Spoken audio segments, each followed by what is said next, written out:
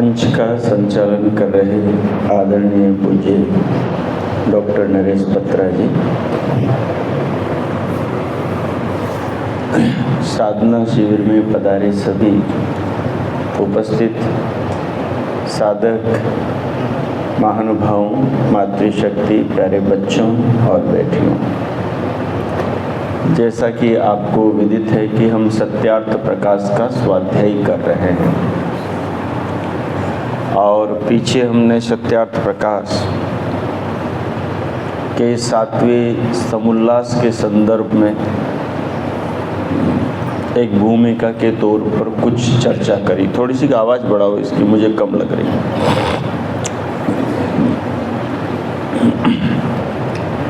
कुछ चर्चा करी।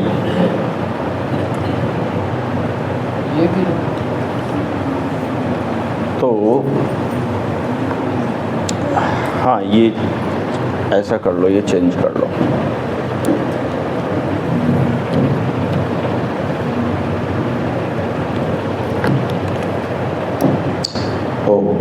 हाँ, जो चर्चा हमने करी थी वो चर्चा सामान्य भाषा में थी ताकि हम कुछ मूलभूत बातों को समझ लें, क्योंकि 7वें समुल्लास में वेद और ईश्वर पर चर्चा, वेद और ईश्वर से संबंधित जितनी भी भ्रांतियां हैं उन भ्रांतियों को निर्मूल, अर्थात उन भ्रांतियों को मूल से स्वामी जी ने दूर किया है। वेद को लेकर हमने कुछ चर्चा करी थी और ईश्वर को लेकर भी चर्चा करी थी। अगर आपने याद रखा हो या आपने नोट किया हो तो मुझे लगता है सामान्य रूप से ईश्वर और वेद हमें उस चर्चा से समझ में आ जाना चाहिए। अब हम सत्यार्थ प्रकाश को पढ़ेंगे और स्वामी जी के शब्दों में ही सत्यार्थ प्रकाश में जो वेद और ईश्वर के बारे में बताया है उसे समझने का प्रयत्न करेंगे। आध्यात्मिक जो जीवन है, आध्यात्मिक जो जीवन शैली है और आध्यात्मिक जो विषय है, अगर उसे शुद्ध नीयत से हम समझने का प्रयास करें तो वो बहुत सरल है, और अगर शुद्ध नीयत से समझने का प्रयास न करें तो फिर वो सरल होकर भी जटिल है। तो स्वामी जी ने जो अपनी बातें समझाई है वो बहुत सरल ढंग से समझाई है, क्योंकि उन्होंने उन चीज़ों को शुद्ध नीयत से समझा है। और सत्यार्थ प्रकाश की भूमिका में जो उन्होंने सत्यार्थ प्रकाश लिखने के पीछे अपनी भावना बताई, वो भावना ये बताई कि भाई मेरा नया कोई मतपंथ चलाने का अभिप्राय लेस मात्र भी नहीं है। लेस मात्र का क्या मतलब होता है कि आदमी बाहर से कुछ बोल रहा है लेकिन भीतर कुछ इच्छा है, बाहर त्याग की बात कर रहा है लेकिन भीतर आसक्ति है।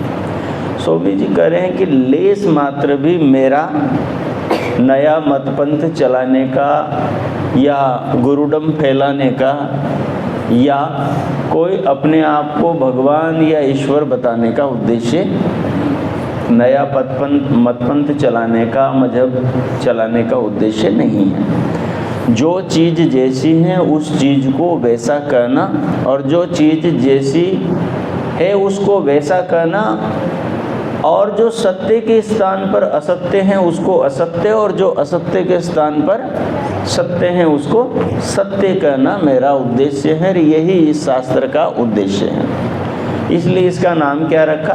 सत्यार्थ प्रकाश। हमने एक श्लोक इस कक्षा में शुरू से ही उच्चारण किया, अस्तोमा सद्गमये तमसोमा ज्योतिर्गमये मृत्युर्मा अमृतम गमये। यही उद्देश्य संपूर्ण सत्यार्थ प्रकाश का है, जो योगी याज्ञवल्क्य ने मनुष्य मात्र के जीवन के लक्ष्य को इस एक श्लोक के अंदर बता दिया है। क्या लक्ष्य है? असतो मां सद्गमय, असत से सत्य की ओर आगे बढ़ना। वेदों में क्या है जी? वेदों में क्या है? सत्य। सत्यार्थ प्रकाश में क्या है? सत्य अर्थ का प्रकाश। हमने समझा था कि अर्थ क्या है? अर्थ क्या है? वस्तु, नाम और ज्ञान। इन तीन चीज़ें हैं, वस्तु, नाम और ज्ञान। तो वस्तु को अर्थ बोलते हैं दर्शन की भाषा में। आचार्य पतंजलि जब समाधि के प्रकरण में कहते हैं कि दुनिया को कैसे जाना जाता है, उसका जानने का तरीका क्या है, तो कहते हैं शब्दार्थ और ज्ञान। शब्द, अर्थ और ज्ञान, इन तीन चीज़ों से दुनिया को समाधि में बैठकर योगी जानता है। हर वस्तु का नाम है, हर वस्तु का ज्ञान है, और हर वस्तु एक पदार्थ है, एक अर्थ है, एक व्यक्ति है, एक वस्तु है।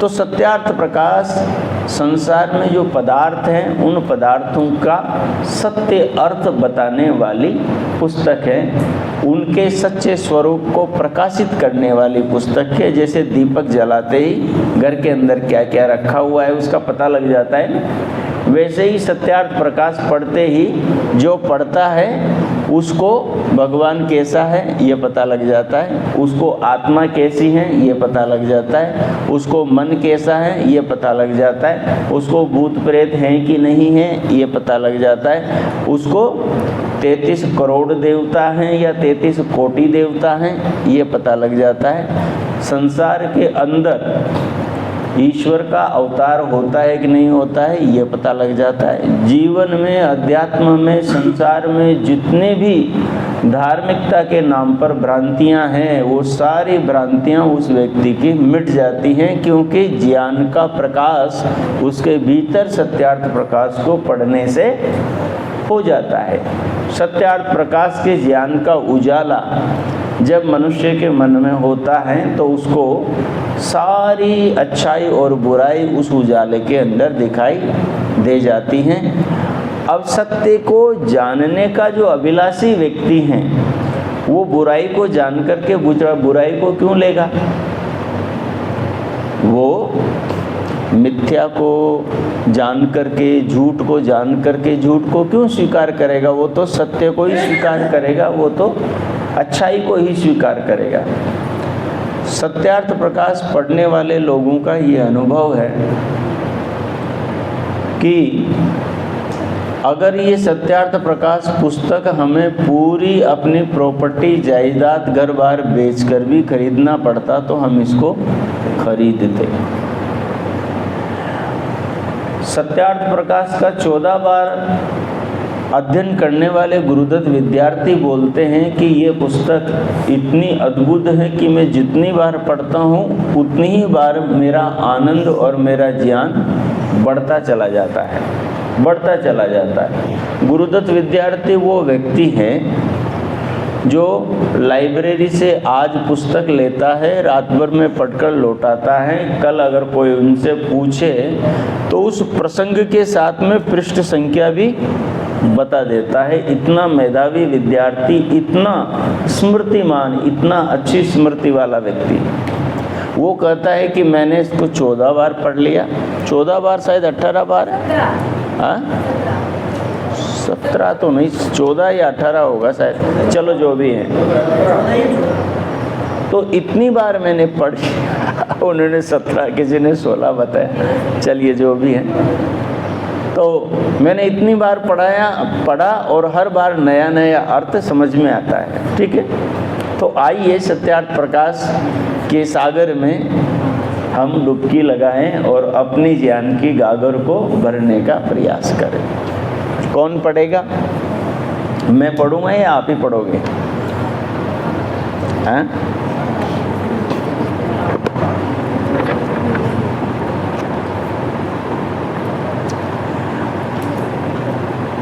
मैं 2007 में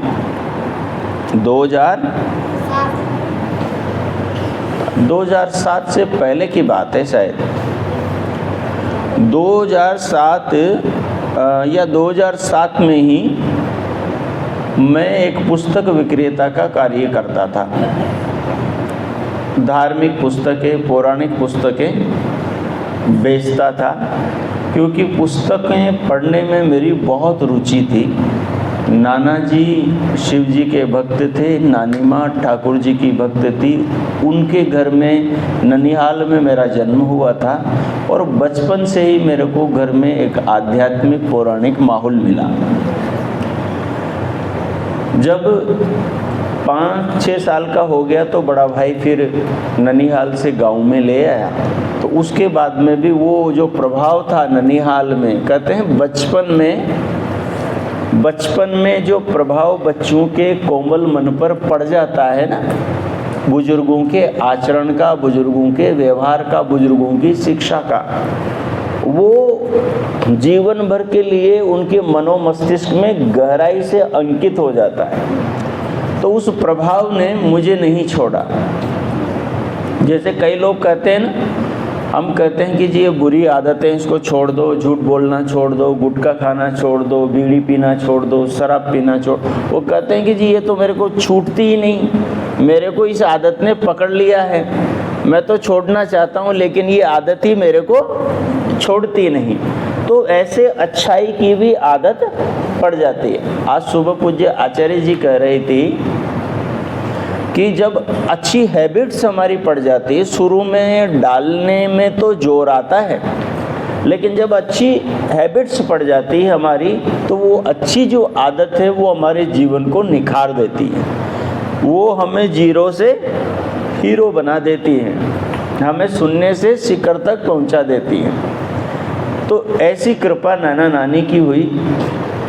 उन्होंने जो संस्कार दिए थे, उन संस्कारों के कारण मैं उस अभ्यास को गांव में जाकर भी नहीं छोड़ पाया और धीरे धीरे घर के अंदर बहुत सारी किताबों का ढेर लग गया।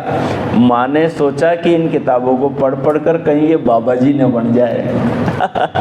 हमारी तरफ गांव में जो बाबा जी होते हैं ना, वो वैसे होते हैं, लाल लंगोट वाले हैं और जोली झंडा वाले, और सुबह एक फेरी लगाते हैं, मांगते हैं जो मिल जाता है, शाम को काजू बादाम पिस्ता के अंदर भांग बांटते हैं और घोटते हैं, खुद पीते हैं और अपने चेलों को पिलाते हैं। और कोई पूछे तो ये कहते हैं, लगे दम मिटे गम, कमाए दुनिया और खाए अब। ठीक है, तो ऐसे साधुओं का वहाँ पर पूरा जमावड़ा है। तो माता जी को लगा कहीं ये बाबा जी न बन जाए, तो वो मेरे से बोली, बेटा एक इतनी किताबें इकट्ठी होगी, क्या करेगा तू, साधु तो नहीं बन जाएगा। तो कर वो किताबों को देखकर मेरे दिमाग में एक आइडिया आया, क्यों ना हम किताबों का व्यवसाय करने लग जाएं, तो खूब पढ़ने का मौका भी मिलेगा। मनचाही किताब लेकर आएंगे, मनचाही किताब लेकर आएंगे और उसको पढ़ेंगे, ज्ञान प्राप्त करेंगे। तो वो आइडिया मिला, फिर मैंने किताबों का व्यवसाय किया, लंबा चला वो। और उसी दौर में 2007 में, शायद वो जनवरी का महीना रहा होगा, एक पास के गांव के एक बुजुर्ग आदमी आते हैं, मुझे कहते हैं मेरे गुरुजी ने मेरे को एक किताब दी है, वो फट गई और मेरे लिए वो दूसरी किताब मंगवा दो आप। मैंने अपनी डायरी में, नोटबुक में लिखा किताब का नाम। थोड़ी देर में मेरा एक मित्र आता है, कवि मित्र, वो आकर मुझे कहता है कि यार वो मेरे लिए है ना जो एक योग दर्शन की किताब मंगवा दो। तो मैंने कहा ठीक है। मैं नोटबुक में लिख रहा था, नीचे लिख रहा था, तो ऊपर जो बाबा जी किताब लिखा कर गए थे उसका नाम उस मित्र ने पढ़ा और पढ़ते ही मेरे को झपक से बोला कि वाह यार, आजकल तो आपके पास में बड़े बड़े दार्शनिक आने लगे हैं। मैंने कहा ऐसी क्या बात है? बोले जिस किताब का नाम आपने ऊपर लिख रखा है, क्या इस किताब के बारे में आप जानते हो? मैंने कहा नहीं, मैं तो कुछ नहीं जानता। क्या है इसमें? बोले कि जब ये किताब भारत के अंदर प्रकाशित हुई थी, तब इस किताब ने समाज में एक बहुत बड़ी क्रांति को पैदा किया था। आपको पता है, देश की आज़ादी में जो क्रांतिकारी हुए, जिनकी गणना हुई, उन क्रांतिकारियों में अधिकांश क्रांतिकारी इस किताब से और इस किताब के लेखक से प्रभावित थे। मैंने कहा ऐसा क्या है इस किताब में कि हो सकता है आपके समस्त तर्कों का लाजवाब उत्तर इस किताब में मिले हमको। मैं बड़ा तर्कीला था। अब एक साधु हैं, पत्नी छोड़ दी, बच्चे छोड़ दिए, नौकरी छोड़ दी, कपड़े छोड़ दिए, एक लंगोट में आ गया और उसके बाद में भी जर्दा रगड़ के खा रहा है, सुल्फा पी रहा है, बीड़ी पी रहा है और बुझने ही नहीं देता। उस समय हमारे दिमाग में एक बात बैठी हुई थी कि साधु ईश्वर से मिलाता है ना, गुरु ईश्वर से मिलाता है, बीच में भगवान से मिलाने वाला जो मीडिएटर है ना वो गुरु है। तो मैं भी सोच रहा था भाई किसी को गुरु बनाऊं। तो एक साधु मेरे ध्यान में था, मैं उनके नज़दीक गया उनको गुरु बनाने के लिए। मैं क्या देखता हूँ कि उनके पाँव में लोग लाइन से उनके पाँव छूने के लिए लाइन से खड़े हुए हैं, लेकिन महाराज जी की बीड़ी बंद नहीं हो रही। एक बीड़ी बुझती नहीं, सिगरेट बुझती नहीं और कि उसी से दूसरी जल जाती है, दूसरी बुझती नहीं, तीसरी जल जाती। मेरे मन में विचार आया कि मैं बस में बैठकर जब नानी के जाता हूँ तो बस के अंदर जो बीड़ी पीते हैं उन बीड़ी पीने वालों के धुएं से मेरी जान निकलती है। मैंने कहा ये साधु है या दुख देने वाला आदमी है। मैंने कहा ये तो भगवान का भक्त हो नहीं सकता। वो जो तर्क था, वो जो विचार था, उसके कारण से मैं उनका शिष्य बना नहीं। तो इसलिए छोटी छोटी चीज़ों पर बहुत तर्कीला था। शायद पिछले किसी जन्म में आर्य समाज की गूटी मिली होगी, है ना। तो फिर जब मैंने उस मित्र से ये कहा, उन्होंने कहा कि एक बार इसको पढ़ो आप मंगवा कर। 2-3 दिन बाद में ही मैं जाकर कोटा में मोहन न्यूज एजेंसी रामपुरा बाजार में दुकान है, वहाँ से जाकर किताब लाया। 2 एक अपने लिए लाया और जब मैंने उसको पढ़ना शुरू किया तो पहला समुल्लास तो उस किताब का मेरे को समझ में नहीं आया। कौन सी किताब थी? सत्यार्थ प्रकाश। पहला समुल्लास तो मेरे को समझ में नहीं आया, लेकिन संस्कृत अच्छी लग रही थी, अच्छी लग रही थी। जब दूसरा और तीसरा और चौथा पढ़ा तो भीतर से ऐसे लगने लगा कि जैसे कोई मेरे भावों को शब्द मिल गए हो। मतलब जो भाव मेरे हैं उन भावों को शब्द मिल गए हो। कोई एक व्यक्ति ऐसा मिला आज मुझे जो मेरी साइड में खड़ा हुआ है, जो मेरी बातों को सही बता रहा है। क्योंकि वहाँ रात में हम सत्संग में जाते हैं, जागरण में जाते हैं, तो भजन गाने वाले जो राम के कृष्ण के भजन गा रहे हैं वो दिन के अंदर शराब में टल्ले मिलते हैं। किसी को पत्नी कूट रही है, किसी को बच्चे कूट रहे हैं, किसी को बाजार वाले कूट रहे हैं, और रात में वो मंदिर में बैठ करके जागरण कर रहे हैं। वहाँ एक थाली रखी हुई, उस थाली में बीड़ी का बंडल है, सिगरेट का पैकेट है और उसके अंदर खैनी और जर्दे और मिराज की पुड़िया हैं, गुटके की पुड़िया हैं। उनको देख करके, इन सारी चीज़ों को देख करके मुझे बड़ा आश्चर्य होता था। मैंने कहा ये सही है क्या? सही है। तो सत्यार्थ प्रकाश के उन 3 समुल्लासों ने दूसरा, तीसरा और चौथा मुझे इतनी प्रेरणा करी कि मैं रहा नहीं गया मुझे, और इसमें आगे जो नंबर लिखे थे उन नंबर पे फ़ोन किया। फ़ोन मिला आर्य साहित्य प्रचार ट्रस्ट दिल्ली, कारी बावली। तो वहाँ फ़ोन मिला उनको। मैंने कहा जी मुझे महर्षि दयानंद की सारी किताबें चाहिए, बताओ कहाँ मिलेगी? बोले अजमेर चले जाओ, परोपकारिणी सभा। मैं गया वहाँ से पैसे इकट्ठे करके अजमेर, और वहाँ गया केसरगंज अजमेर वैदिक पुस्तकालय। तो वो तो बहुत भव्य था और बहुत सुंदर था। वहाँ जाने से पहले बस से उतरा तो मैंने पूछा जी, मैंने कहा वो स्वामी दयानंद की किताबें कहाँ मिलेगी? चूड़ी बाज़ार में चला गया मैं, वहाँ पुस्तकें मिलती थी, तो वहाँ मिली नहीं। तो मैंने कहा जी वो स्वामी दयानंद जी वाली पुस्तकें कहाँ मिलेगी? आर्य समाज वाली। फिर उन्होंने बताया कि वहाँ केसरगंज अजमेर जाओ। वहाँ गया, वहाँ से बहुत सारी किताबें ली। एक किताब उन्होंने मुझे फ्री में दी, विवेचन। गुरुजी डॉक्टर धर्मवीर जी के लेखों को इकट्ठा करके आचार्य ज्ञानेश्वर जी ने रोजड़ से प्रकाशित किया था और उसका नाम रखा था विवेचन।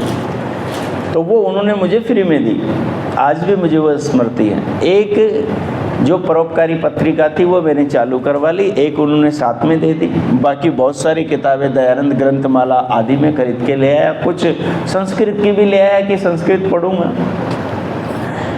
अब घर लाके रोज पढ़ने लगता हूँ, दिन में दुकान पर और शाम को भोजन करके पढ़ाई, तो रात को 10-11 बजे तक। अब पढ़ रहा था और उस पुस्तक में कहीं गुरुकुल का नाम आया, विवेचन के अंदर गुरुकुल कांगड़ी का उदाहरण आ रहा था।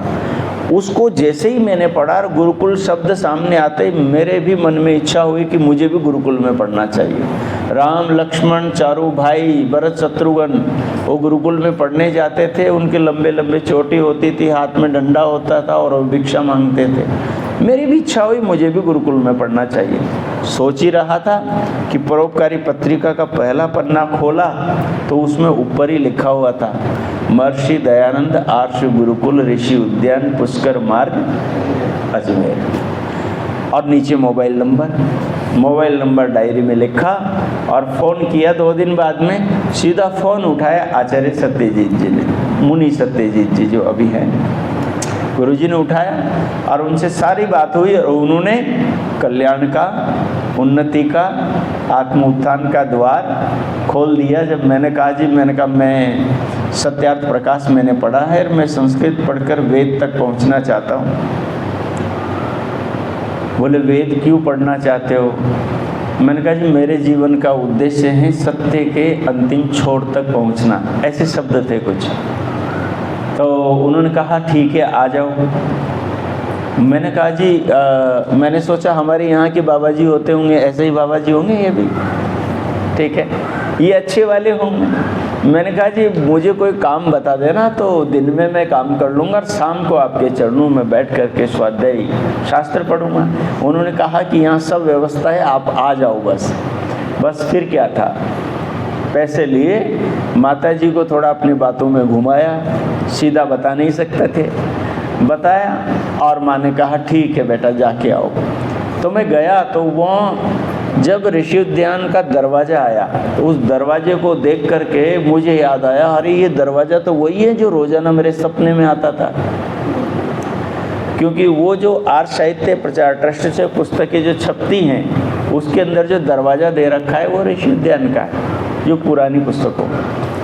जब मैंने वो देखा, जब समझ में नहीं आया, लेकिन जब दर्शन पढ़ने लगे तब जाकर वो बात समझ में आई कि किसी चीज़ को आप बार बार याद करते हो और वो चीज़ आपके हृदय को इतनी प्रभावित कर देती हैं और वो आपके लिए लक्ष्य उद्देश्य का रूप धारण कर लेती हैं, तो वही चीज़ आपके सपने में भी आने लग जाती है। ब्रह्मचारी जब अष्टाध्यायी को कंठस्थ कर लेते हैं तो धीरे धीरे वो अष्टाध्यायी रात में सोने के बाद उनके सपने में भी चलती रही थी। कई ब्रह्मचारी तो सोते सोते भी बोलते रहते हैं। तो कहने का मतलब है कि इसी पुस्तक की कृपा है कि मैं गांव की उन गलियों से जहां पर भयंकर अंधविश्वास है, भयंकर पतन है, कोई भी लड़का, कोई भी गली मोहल्ले का व्यक्ति ऐसा नहीं जो बीड़ी सिगरेट नहीं पीता हो, गुटखा जर्दा नहीं खाता हो, गाली गलौज नहीं करता हो, नशा नहीं करता हो, लेकिन सत्यार्थ प्रकाश को पढ़ने से जीवन में एक परिवर्तन आया कि सत्यार्थ प्रकाश वहाँ से उठा करके यहाँ तक मुझे लेकर आ गई। तो सत्यार्थ प्रकाश का मेरे ही जीवन में ऐसा नहीं हुआ, सत्यार्थ प्रकाश को जिसने भी पढ़ा उसके जीवन में सत्यार्थ प्रकाश ने बहुत बड़ा परिवर्तन किया। आदरणीय मुनि जी हैं, पीछे हमारे अरविंद जी हैं, ठीक है, बहुत सारे लोग हैं। सत्यार्थ प्रकाश में ऐसा क्या है आपने भी पढ़ी होगी जीवन के अंदर। गुरुदत्त विद्यार्थी का अभी हम उदाहरण ले ही रहे थे। अब सप्तम समोल्लास को अब हम पढ़ते हैं। तो देखिए सप्तम समोल्लास के अंदर स्वामी जी ने जैसा कि इसका विषय रखा है वेद और ईश्वर, उसके हिसाब से सबसे पहले इसके अंदर स्वामी जी ने 5 मंत्र दिए हैं, वेद के 5 मंत्र दिए हैं। और इन मंत्रों के अंदर स्वामी जी ने ये समझाया है कि ये जगत है, ये दुनिया है, ये सारी के सारी ईश्वर ने बनाई है और ईश्वर ही हम सबका पालन पोषण करता है और ईश्वर ही हमें जीवन देता है, हमारे शरीर में सारी शक्तियों को प्रदान करता है, और कहा वही इस ब्रह्मांड को धारण करता है, चलाता है और अंत में इसका संहार कर देता है। तो देखिए, पहला मंत्र है ऋचो अक्षरे परमे व्योमन यस्मिन् देवा अधि विश्वे निषेदु यस्तन्न वेद किम ऋचा करिष्यति ये इत तत् विदुस्ते इमे समासते ईशावास्यम इदं सर्वं यत्किंच जगत्यां जगत् तेन त्यक्तेन भुञ्जीथा मा गृधः कस्य स्विद्दन अहं भुवं वसुनः पूर्व्यस्पतिरहं धनानि संजयामि शश्वतः माम हवन्ते पितरम न जंतवो अहम दासुसे वि भजामि भोजनम। इतनी मीठी भाषा में वेद ने यहाँ पर ईश्वर और मनुष्य के बीच के मधुर संबंध का गान किया है कि भगवान कहते हैं कि जैसे बच्चे अपने माता पिता से इच्छित वस्तु की याचना करता है, उस प्रकार से परमात्मा से वो उन वस्तुओं की कामना करें। अहम इंद्रो न पराजिज्ञे इदन्नहं न मृत्यवे अवतस्थे कदाचन सोममिन्मा सुन्वन्तो याचता वसून में पूर्वः सख्ये ऋषाथन अहम दाम गृणते पूर्व्यं वह स्वहं ब्रह्म कृणवं मह्यं वर्धनम अहम भुवं यजमानस्य चोदिता यज्वनः साक्षी विश्वस्मिन् भरे। देखिए, स्वामी जी महाराज कहते हैं कि इस मंत्र का अर्थ, पहले मंत्र का अर्थ ब्रह्मचर्य आश्रम की शिक्षा में लिख चुके हैं। अर्थात जो सब दिव्य गुणकर्म स्वभाव विद्या युक्त और जिसमें पृथ्वी सूर्य आदि लोक स्थित है और जो आकाश के समान व्यापक सब देवों का देव परमेश्वर है, आकाश के समान व्यापक, उसको जो मनुष्य न जानते न मानते और न उसका ध्यान करते वे नास्तिक और दुखी होते हैं। इसलिए उसी को जानकर मनुष्य सुखी होते हैं। किसको? जो आकाश के समान व्यापक है। परमात्मा आकाश के समान व्यापक हैं और हम मनुष्य उस परमात्मा के अंदर व्याप्य हैं। क्या है? व्याप्य हैं और परमात्मा व्यापक है। एक बड़ा सरल सा उदाहरण है। एक बाल्टी पानी की भरी हुई है और उस भरी हुई बाल्टी के अंदर एक मिट्टी का ढेला हमने डाल दिया है, एक रुई का गोला हमने डाल दिया है। उस पानी के अंदर हमने कोई और ठोस चीज डाल दी है। अब क्या है कि वो जो रुई का गोला है, वो जो मिट्टी का ढेला है, जो पानी की बाल्टी के अंदर चला गया है, पानी उस ढेले के अंदर और बाहर सब जगह है। ढेले के अंदर भी चला गया है और बाहर भी है। और मिट्टी का ढेला पानी के बाहर नहीं, पानी के भीतर है। वो रुई का गोला, कपास का गोला भी पानी के अंदर है, पानी के बाहर नहीं है। और पानी रुई के गोले के अंदर भी है और बाहर भी है। तो जो चीज़ अंदर भी है और बाहर भी है उसको व्यापक कहते हैं। क्या कहते हैं? व्यापक कहते हैं। और जो अंदर तो है बाहर नहीं है उसको व्याप्य कहते हैं। क्या कहते हैं? व्याप्य कहते हैं। परमात्मा हमारे अंदर भी हैं और हमारे बाहर भी हैं, इसलिए वो व्यापक हैं। और हम परमात्मा के बाहर नहीं, केवल परमात्मा के अंदर हैं, इसलिए हम व्याप्य हैं। जैसे हम परमात्मा के अंदर हैं, बाहर नहीं है, वैसे ही पृथ्वी भी परमात्मा के अंदर है, बाहर नहीं है।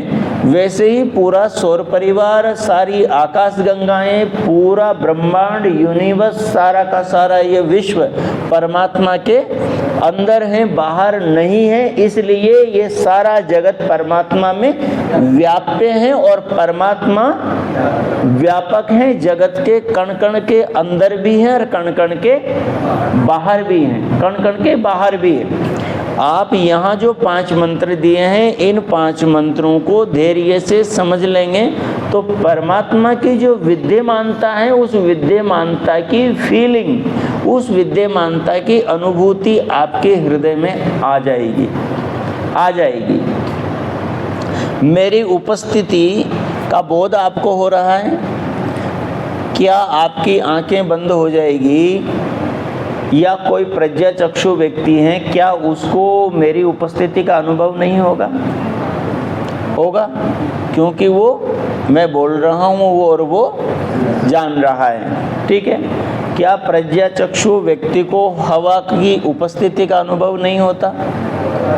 हवा चलती है तो अनुभूति होती है ना। क्या प्रज्ञाचक्षु व्यक्ति को श्वास का आती जाते प्राणों की अनुभूति नहीं होती? होती है ना। इसी प्रकार से संसार में जितने भी मनुष्य हैं, उस परमात्मा के स्वरूप को समझ करके उसको दैनिक जीवन में अपने बाहर और अपने भीतर, परमात्मा कहाँ है? अंदर भी है और बाहर भी हैं, तो उसे अंदर भी महसूस करेगा और बाहर भी महसूस करेगा। परमात्मा ने क्या कहा? अहम कवि रुशना पश्यता माम। ऋग्वेद का एक वाक्य है, मैं कवि हूँ और रुशना हूँ, पश्यता माम, मुझे तुम लोग देखो, मुझे तुम लोग देखो। परमात्मा कवि किस चीज का है? संसार रूपी काव्य का और वेद रूपी काव्य का। ये 2 काव्य हैं, एक दृश्य है जिसे आंख से देखते हैं और दूसरा श्रव्य है जिसे कान से सुनते हैं। जो आंख से दिखाई देता है उसको भी आत्मा से जानते हैं, जो कान से सुनाई देता है उसको भी आत्मा से जानते हैं। तो देखना और जो सुनना है वो जानने में समझ आता है। तो भगवान क्या कहते हैं कि मैं कवि हूँ, मुझे तुम देखो। देखने का मतलब जानो। किससे जानो? आँखों से जानो, देख करके, और कानों से जानो, सुन करके। कानों से जानो, सुन करके, और रसना से जानो, अनुभव करके, स्पर्श करके। अब आप कहेंगे कि सब इंद्रियों से क्या परमात्मा को जान सकते हैं? स्वामी दयानंद जी तो 7वें समोल्लास में यही कहते हैं। अभी जानेंगे हम आगे। तो कवि, वेद क्या कह रहा है कि अहम कवि, परमात्मा कह रहे हैं मैं कवि हूँ और तुम मेरे काव्य को देखो, यानी वेद को पढ़ो, यानी संसार को देखो। देखने का मतलब और पढ़ने का मतलब विचारना है। हमने पहली कक्षा में विचार किया था, वेद किसका नाम है? विद ज्ञाने, ज्ञान का नाम वेद है। फिर दूसरा अर्थ क्या है? विद विचारणे। वेद का मतलब क्या है?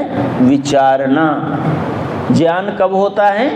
पक्का शुद्ध ज्ञान कब होता है? जब हम विचारते हैं। और तीसरा अर्थ क्या है वेद का?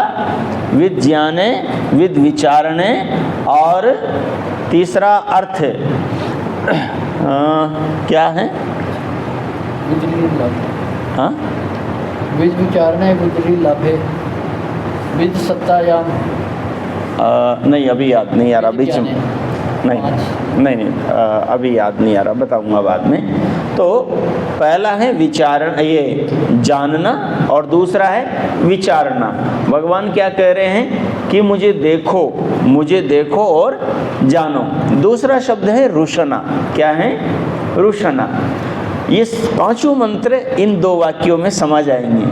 अभी हम इन मंत्रों को समझेंगे। तो क्या कह रहे हैं कि रुशना, मैं रुशना हूँ, मुझे देखो। रुशना शब्द का अर्थ है स्नेह करने वाला, प्रेम करने वाला, प्यार करने वाला, लाड लड़ाने वाला। आप सो जाओ उसके बाद में भी आपका ध्यान रखने वाला, आपका ख्याल रखने वाला। माँ बाप ऐसे ही होते हैं ना, वो माँ बाप से भी बढ़कर हैं, वो जन्म देने वाले माँ बाप से भी बढ़कर हैं। वो सोता नहीं, हम सो जाते हैं, माँ बाप तो सुलाकर खुद सो जाते हैं और बच्चे को उठाकर भले कोई ले जाते। आपने देखा घोंसलों के अंदर से उनकी माएँ जो हैं, पक्षी माएँ जो हैं, अपने बच्चों के लिए चुगा लेने के लिए जाती है और पीछे से सांप उनके अंडों को खा जाता है, बच्चों को उठाकर ले जाता है। लेकिन परमात्मा कैसा है, जो हमेशा अपने बच्चों का ध्यान रखता है, अपने बच्चों को जीवन देता है। तो कहा अहम रुशना पश्यता माम, मैं रुशना हूँ यानी स्नेह करने वाला हूँ, प्रेम करने वाला हूँ। मेरे प्रेम को, मेरे स्नेह को तुम देखो, अनुभव करो। अब कहाँ करें प्रेम का अनुभव? परमात्मा हमसे स्नेह करने वाला है, प्रेम करने वाला है, उसके प्रेम को कहाँ देखें हम? तो जिन जिन चीज़ों के अंदर हमें सुख मिलता है, वो सारा का सारा सुख परमात्मा से ही चलकर हमारे पास में आता है। अभी आज क्या क्या खाया आपने? खरबूजे खाया कि नहीं खाया था? बताओ। खाया था ना? खरबूजे में स्वाद आया था कि नहीं आया था? आया था। तो स्वाद कहाँ से आया? खरबूजे को किसने बनाया? खरबूजे ने ही बना लिया खुद को? किसने बनाया? तो ईश्वर ने ही वो स्वाद दिया ना हमको। हमारी फिक्र किसको थी? ईश्वर को थी ना, कि मेरे बच्चे खरबूजा खाएंगे, मैं उनके लिए खरबूजे का बीज बनाता हूँ और वो बीज जैसे ही बोएंगे उस बीज को फिर मैं विकसित करूँगा और उसके ऊपर अनेक सारे खरबूजे लगाऊंगा। और वैसे ही आम आएंगे, अभी लीची आएगी, अभी संतरे आएंगे, अभी इमली खाई है आपने? हाँ, इमली खाइए, मुंह में पानी आ रहा होगा जिन्होंने खूब खाई होगी। हाँ? पहले इमली का बहुत चलन था, वो छोटी छोटी पैकेट में मिलती थी, क्या बोलते हैं उसको? हाँ? स्कूल में जाते थे ना, और जो पतासी वाले थे, पहले आटे की पतासी जो माएँ बना करके है ना, जो स्कूल के गेट के सामने बैठी होती थी, और वो जो झोल बनाती थी ना, वो इमली के पानी का बनाती थी। हाँ? तो इमली के अंदर जो स्वाद आता है, कितना अच्छा स्वाद आता है। अंगूर में कितना अच्छा स्वाद आता है।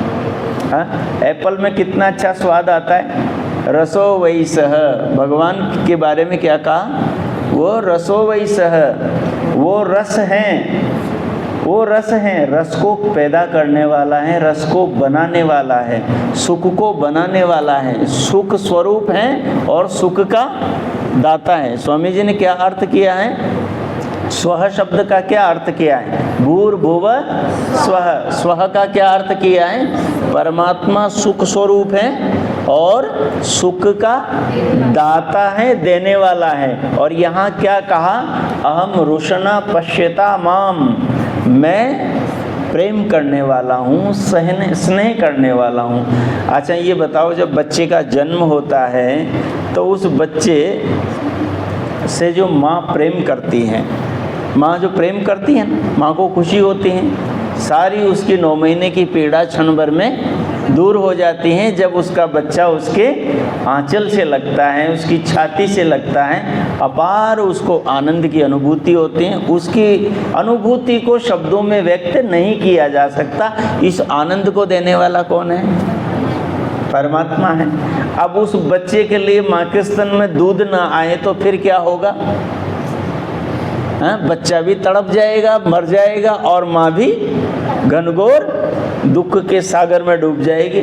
लेकिन परमात्मा उस बच्चे के लिए दूध बनाता है, और दूध बनाकर बच्चे को भी सुख देता है और माँ को भी सुख देता है। आपने देखा, मैंने गौशाला के अंदर जब गुरुकुल में पढ़ता था तो थोड़े दिन बारी आई थी तो गायों की सेवा करी।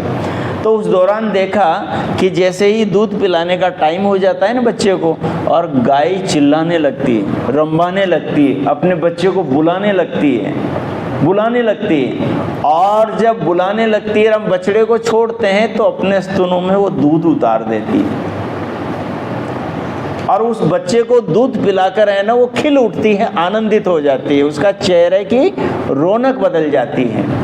माँ को खुशी मिली ना, इस खुशी का देने वाला कौन है? दूध का बनाने वाला, दूध का बनाने वाला। तो कहा कि परमात्मा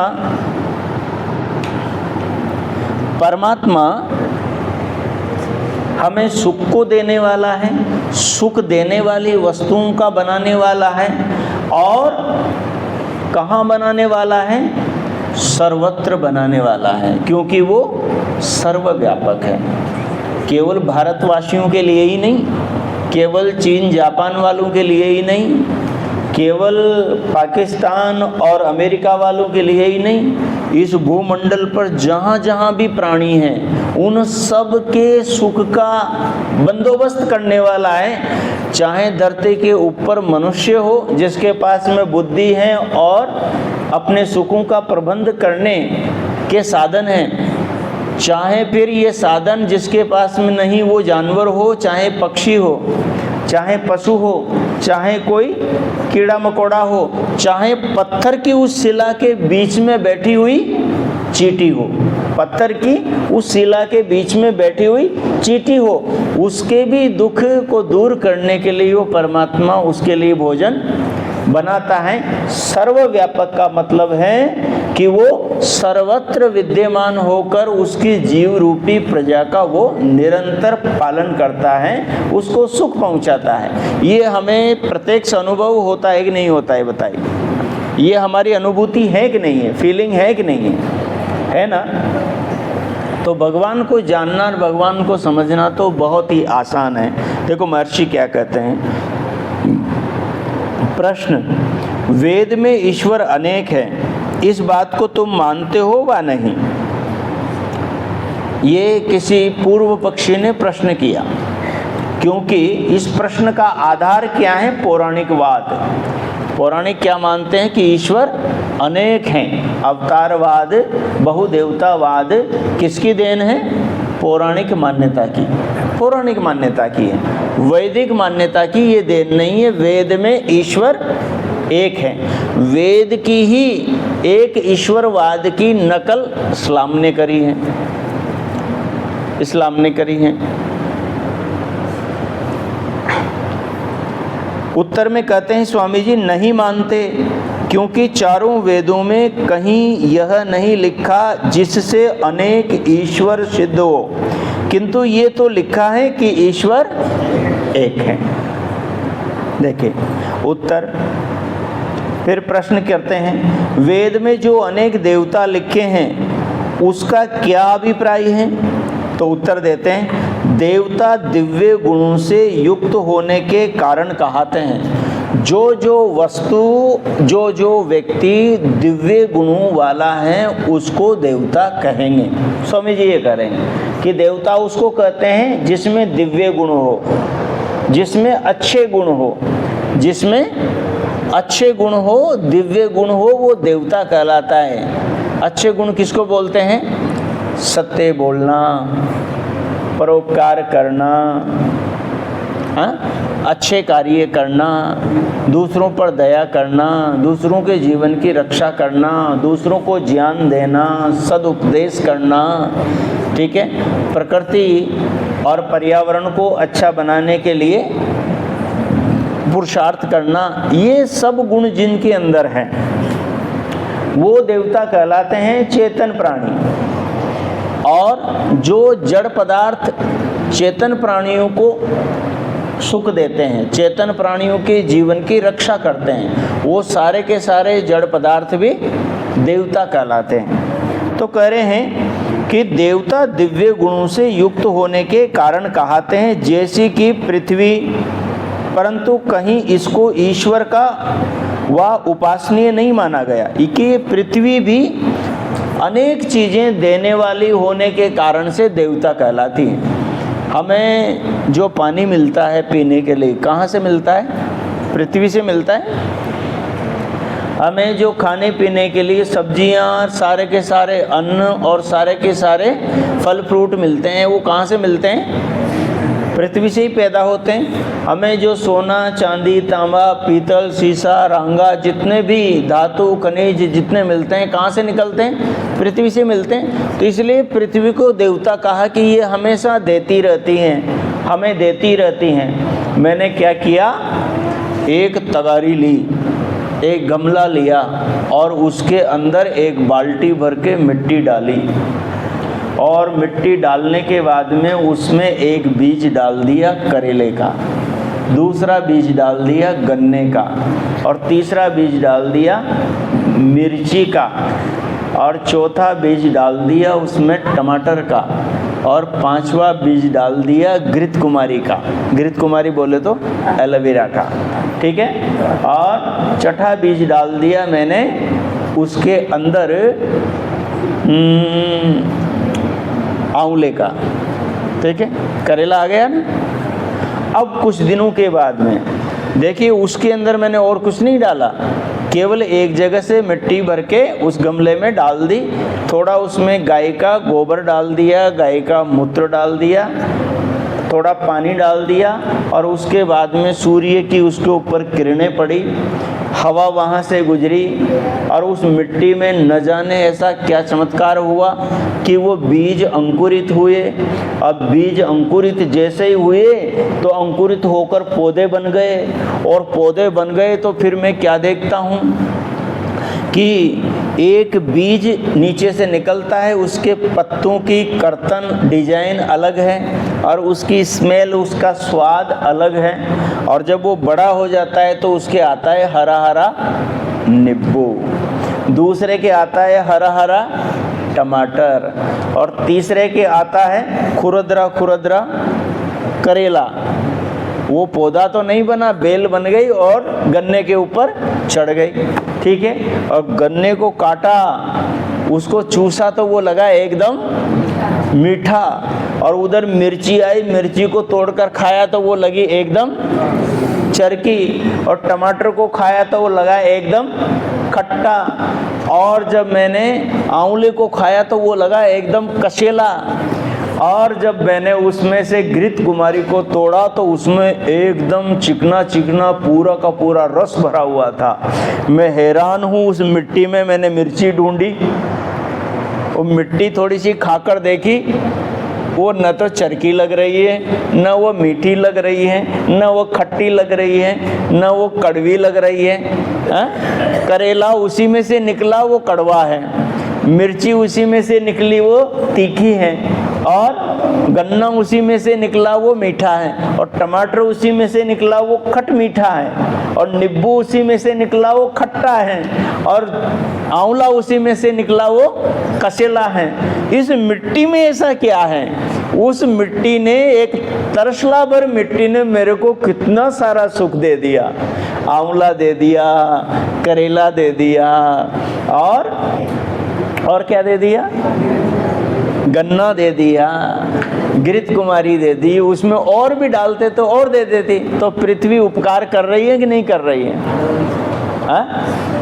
तो पृथ्वी ही उपकार कर रही है, पृथ्वी के अंदर किसी की व्यवस्था उपकार कर रही है, व्यवस्था उपकार कर रही है। व्यवस्था, वो बीजों के अंदर ऐसी व्यवस्था है कि मिट्टी तो सबके लिए एक है, हवा तो सबके लिए एक है, पानी तो सबके लिए एक है, सूर्य की किरणें तो सबके लिए एक हैं, लेकिन बीजों के अंदर भिन्नता है, भिन्नता है। उन बीजों को, अलग अलग बीजों को बस एक जैसी मिट्टी मिली, एक जैसी हवा मिली, एक जैसा पानी मिला, एक जैसी किरणें मिली, एक जैसा प्रकाश मिला, और उन सब बीजों ने अलग अलग पौधे, अलग अलग फल, अलग अलग स्वाद वाले, अलग अलग गुण वाले, अलग अलग औषधीय गुण वालों पौधों को जन्म दे दिया।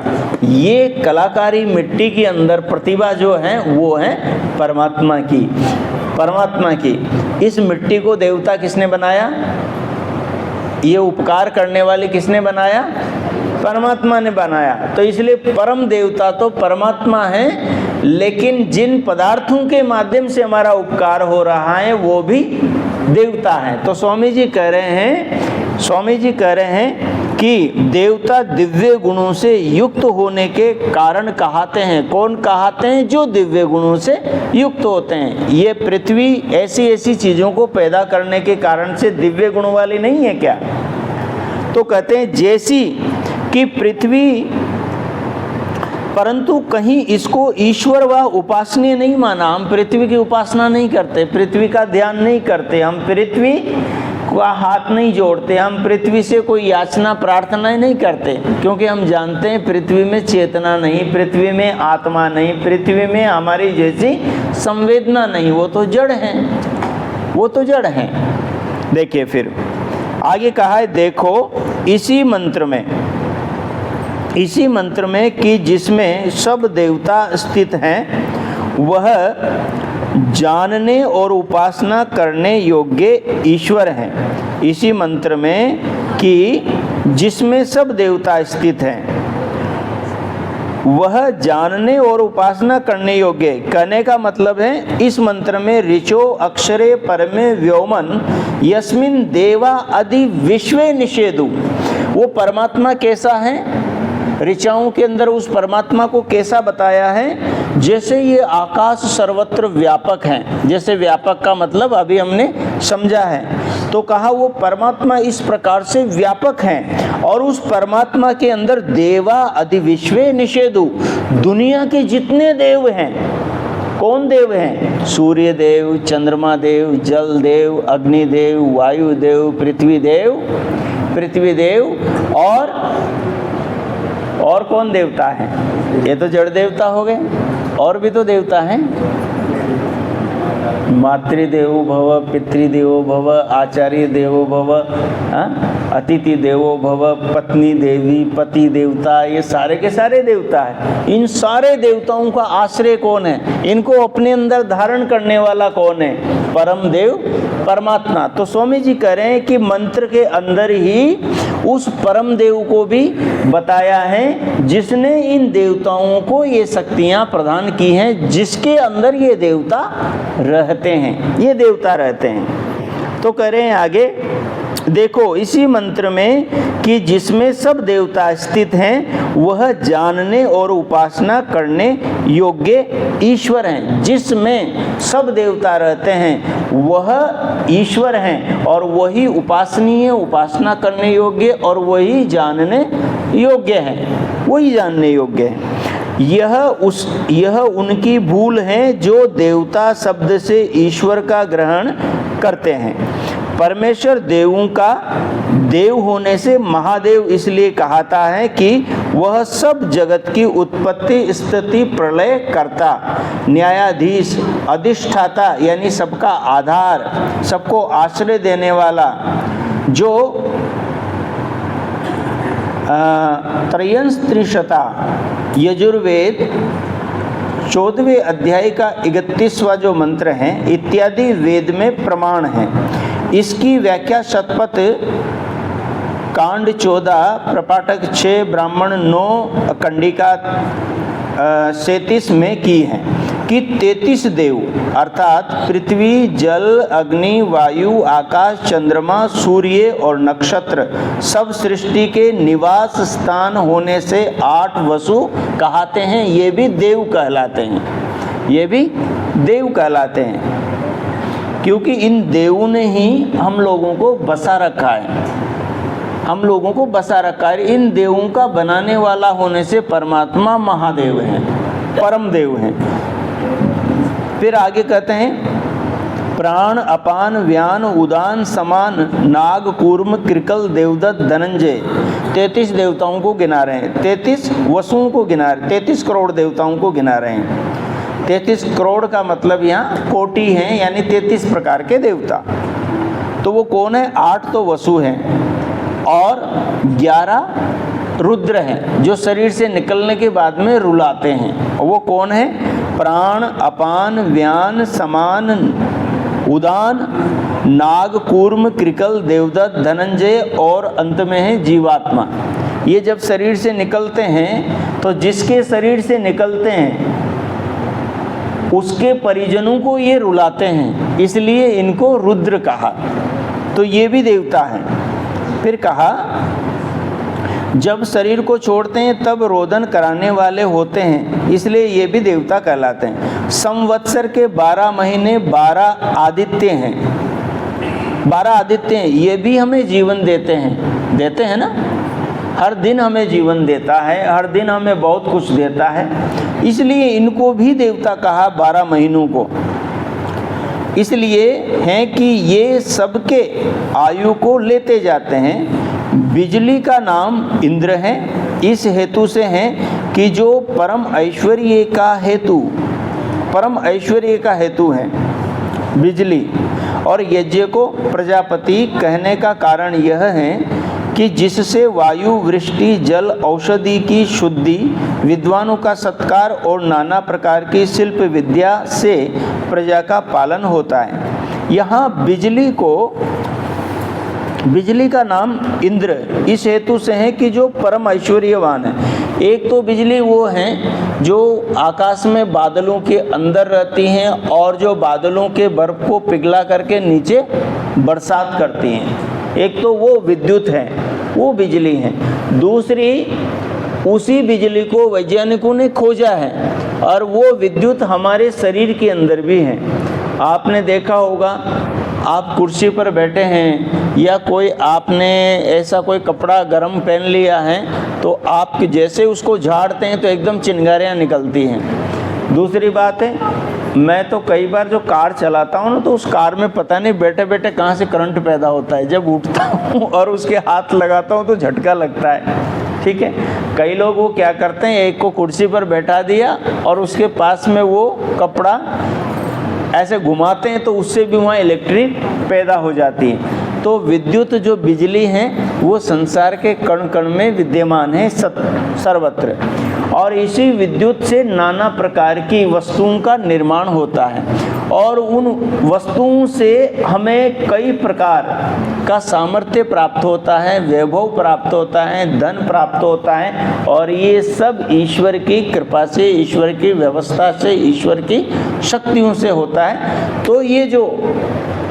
बिजली है, ये बिजली, ये विद्युत को इंद्र भी कहते हैं और इंद्र परमात्मा का भी नाम है, इंद्र मन का भी नाम है, इंद्र आत्मा का भी नाम है, इंद्र देश के राजा का भी नाम है। जहाँ प्रकरण के अनुसार जिसका प्रसंग है वहाँ पर वो इंद्र हैं। समय हो गया, वो इंद्र हैं। अच्छा, अगला शब्द आया प्रजापति। कहा कि यज्ञ को प्रजापति कहा है। प्रजापति भी एक देवता है। प्रजापति परमात्मा का भी नाम है और प्रजापति यज्ञ का भी नाम है। क्यों यज्ञ का नाम प्रजापति है? क्योंकि जो काम परमात्मा करता है वही काम यज्ञ करता है। यज्ञ क्या काम करता है? जब यज्ञ में हम औषधियाँ, जड़ी बूटियाँ डालते हैं तो यज्ञ उनको सूक्ष्म करता है, यज्ञ उनको जलाता है और उनकी औषधीय क्षमता को बढ़ाता है। हम मिर्ची बैठ करके एक पाव भर अकेले खा जाएं, पड़ोसी को पता नहीं लगेगा, पड़ोसी को छोड़ो घर वाले को पता नहीं लगेगा। अगर हम एक मिर्ची उठा करके अग्नि में डाल दें तो देखिए खुद को क्या, पड़ोसी को भी पता लग जाएगा, है ना। तो ऐसे ही जो औषधियाँ जिनके अंदर नाना प्रकार की औषधीय शक्तियाँ हैं, उनको जब यज्ञ की अग्नि में हम डालते हैं, यज्ञ की अग्नि में डालते हैं तो उनकी गुणवत्ता बढ़ जाती है और वो औषधियों से जो सोम बनता है, औषधियों का जो सूक्ष्म रूप में, तेजोमय रूप में बनकर जो वायु के अंदर वो मिल जाती है। वायु के अंदर जब अग्नि से वो वायु गर्म हो जाती हैं तो वो वायु नीचे से ऊपर की ओर दौड़ती है, ऊपर जाती है, ऊपर जाकर हवा के साथ में वो मिल जाती है।